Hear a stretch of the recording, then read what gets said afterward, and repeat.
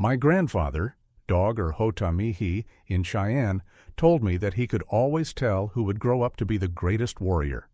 He shared a story about a young boy the Cheyennes captured during an attack on a Ute camp. This boy was standing there crying, much like you'd expect. One of the Cheyennes picked him up and carried him home on his horse. When the chiefs learned of what happened, they instructed the warrior, "Take this boy to an elder woman, a grandmother, and have her raise him. We'll raise him as one of us, without telling him he belongs to a different tribe. We'll see what happens." The boy was raised by the grandmother in the Cheyenne way, and everyone in the village watched him grow, knowing that he wasn't truly one of them. Despite this, he became the best of them. My grandfather recalled that when Custer attacked their village, the Cheyennes had scouts positioned on the hills. This boy was one of the scouts.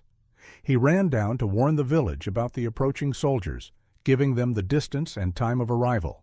He could tell by the sun. "When the sun reaches this point," he said, "that's when the soldiers will arrive." The scouts, there were two, used a special root that grows in the area. It glows blue at night. They applied it to their ears and arms. It made them strong.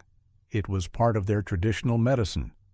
They used it during ceremonies like the contrary ceremony. They would also use it to symbolize animals. The medicine men would place that root on these two runners. When the runners pressed their ears to the ground, they could hear the approaching hooves.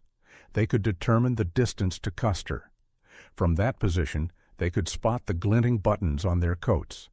One of the runners would go down to the village, while the other stayed behind. The runner would report, "This is how far they are." Some warriors were by the river in sweat lodges, perspiring. Someone dispatched the crazy dogs to warn them to leave and prepare for action.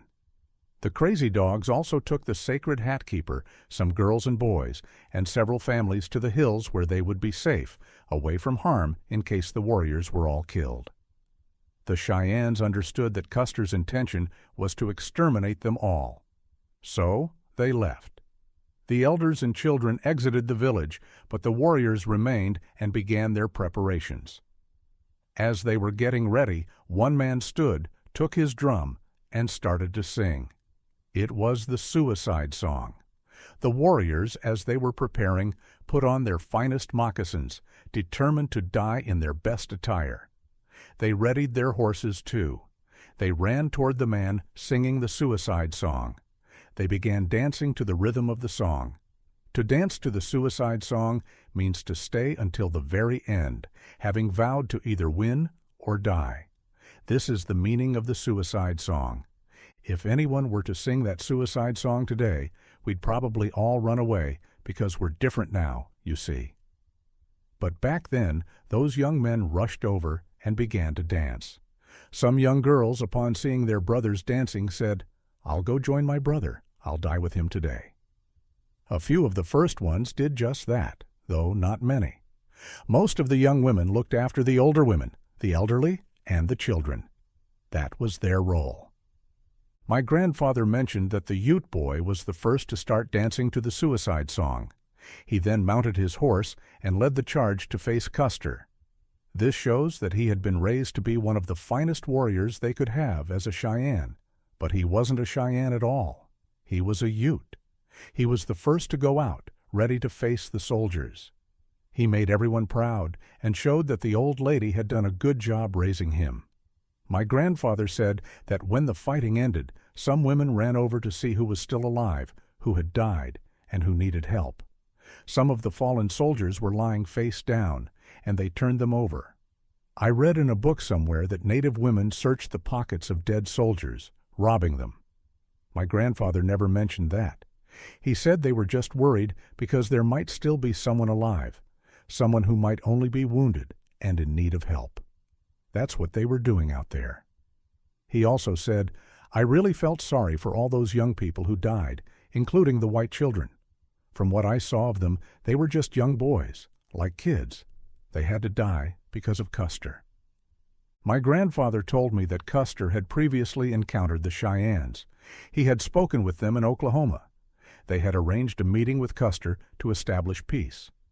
During this meeting, they smoked the pipe together. All the chiefs in Custer participated in smoking the pipe. The chiefs explained to him that they would become allies because they were sharing the pipe. After Custer finished smoking, there was only ash left in the pipe. The chiefs then instructed him to stand up. He had his boots on. They asked him to take the pipe and tap it on his boots to let the ashes fall to the ground. Then they told him to rub the ashes into the earth using the sole of his boot, and so he did. The chiefs then warned him, "If you ever betray the Cheyenne, this is how you will end up. This is the meaning of smoking the pipe and rubbing the ashes into the ground.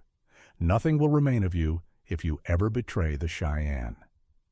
And that is exactly what happened to him at Little Bighorn. This occurred because he probably didn't trust us. That's how it was back then. Whatever the medicine men predicted after performing their ceremonies always, without fail, came true. That's one of the stories my grandfather shared with me.